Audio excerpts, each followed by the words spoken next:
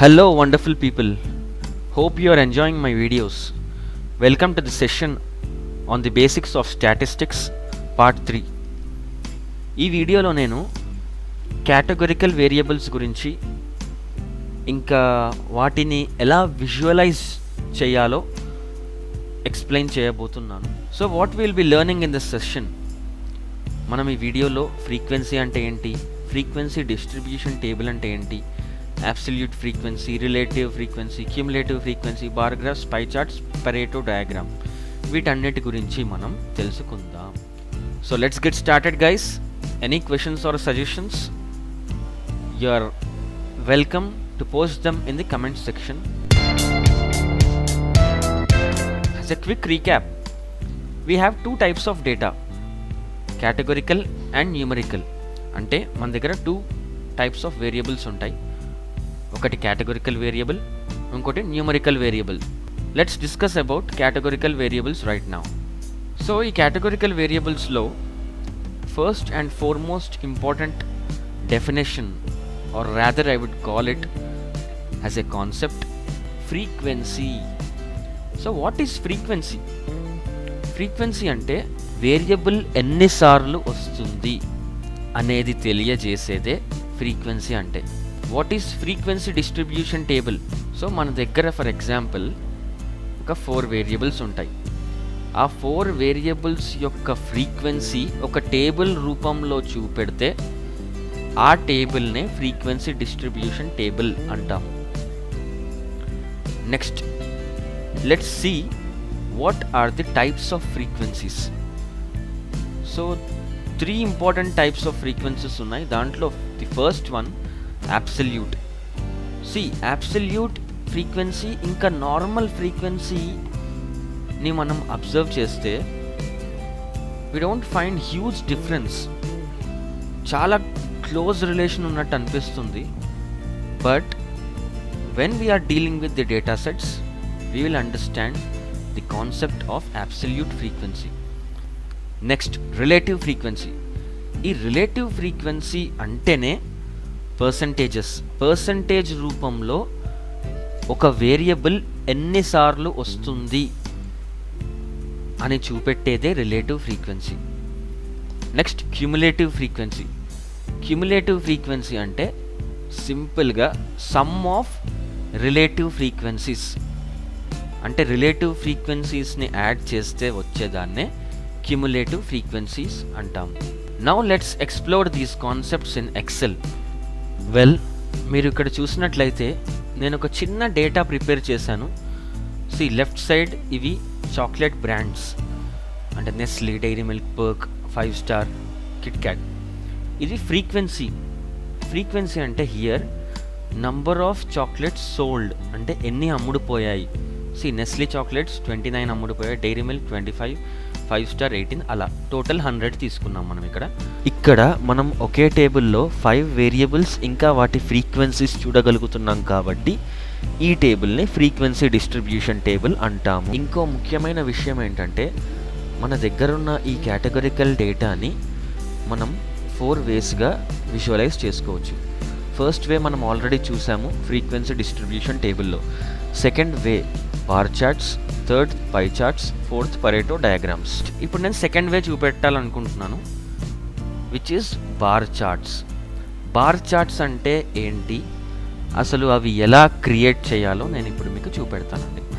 ఏం లేదు, మీరు ఇక్కడ ఎక్సెల్లో మన డేటా మొత్తం ఇలా సెలెక్ట్ చేసుకొని ఇన్సర్ట్ ట్యాబ్లోకి వెళ్ళి ఇక్కడ పైన ఇదిగోండి, ఇదే బార్ చార్ట్ అంటే. So these are bars.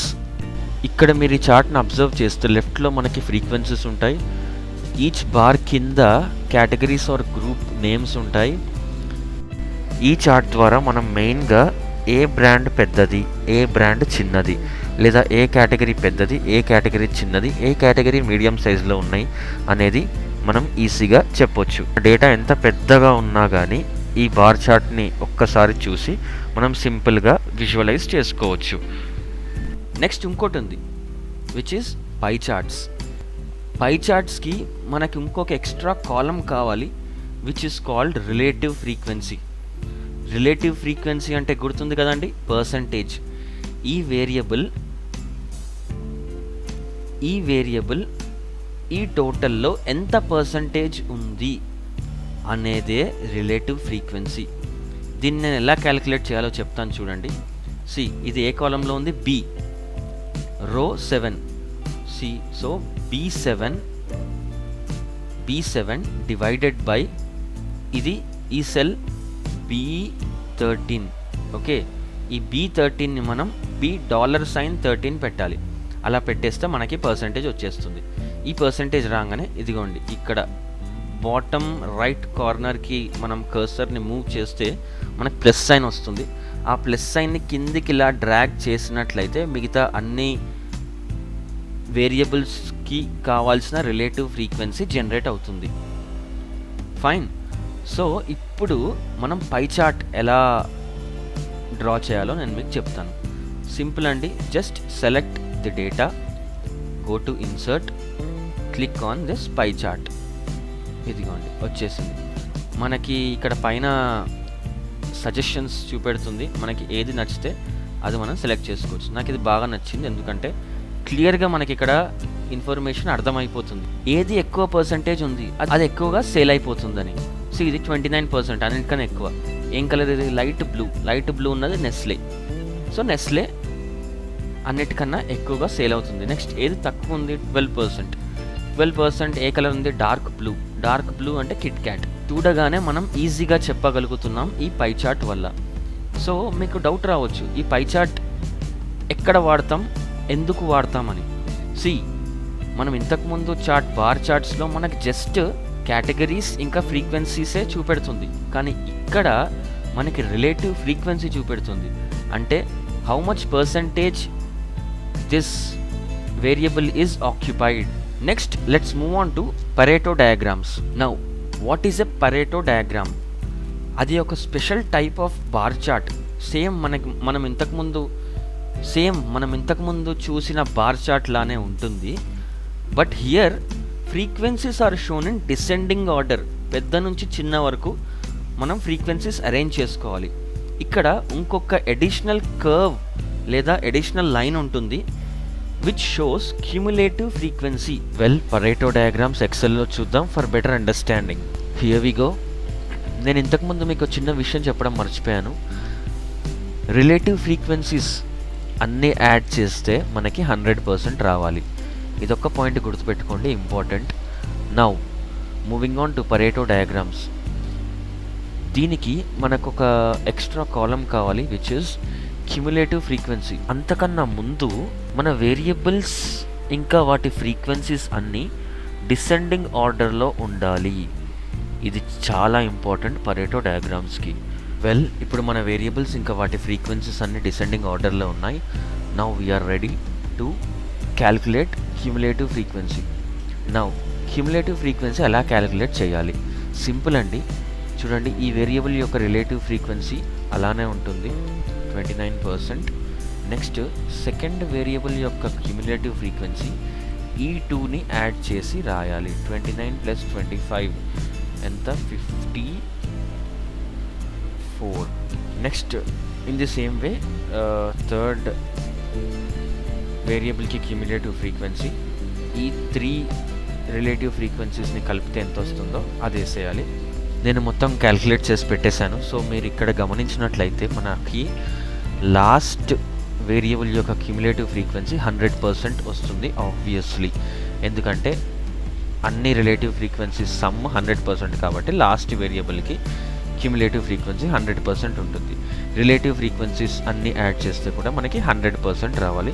ఇది గుర్తుంచుకోండి, అస్సలు మర్చిపోకండి. Now let's draw Pareto diagram. Simple అండి, select all the data we have here and go to insert tab, insert combo chart. ఇదండి.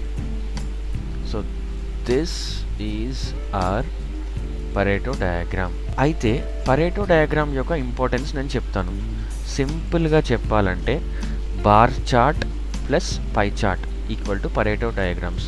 మనం బార్ చార్ట్స్లో ఎలాగైతే మనకి బార్స్ ఇంకా ఫ్రీక్వెన్సీస్ ఆర్ కేటగిరీస్ ఇంకా ఫ్రీక్వెన్సీస్ ఉన్నాయో, పై చార్ట్స్లో ఎలాగైతే మనకి రిలేటివ్ ఫ్రీక్వెన్సీ ఇంకా ఫ్రీక్వెన్సీ రెండు చూపెడుతుందో, పరేటో డయాగ్రామ్స్లో మనకి ఇది ఫ్రీక్వెన్సీ లెఫ్ట్ సైడ్లో, రైట్ సైడ్లో relative frequency, and this curve is cumulative frequency. ఇవన్నీ కేటగిరీస్. అలా అన్నీ మనకి ఒకే దాంట్లో ఉంటాయండి. This is very powerful diagram, and by looking at this diagram we can easily understand all the data we have. ఇంకా డీటెయిల్డ్గా మీకు ఎక్స్ప్లెయిన్ చేయాలి అంటే, ఫర్ ఎగ్జాంపుల్ మనం ఈ డైరీ మిల్క్ బార్ తీసుకుంటే చూడండి, దీని ఫ్రీక్వెన్సీ 25, అంటే number of Dairy Milk sold 25. ఇంకా దీని మీద కర్వ్ ఇదిగోండి, ఇక్కడ టచ్ అయింది దీని కర్వ్, అంటే దీని క్యుములేటివ్ ఫ్రీక్వెన్సీ అప్రాక్సిమేట్లీ 40 ఇంకా 60కి మధ్యలో ఉంది. ఇలా మనం మన దగ్గర ఉన్న డేటాని సింపుల్గా ఇలా అర్థం చేసుకోవచ్చు by looking at our Pareto diagram. That's it guys. So we have covered most of the important definitions in categorical variables. Thank you very much for watching.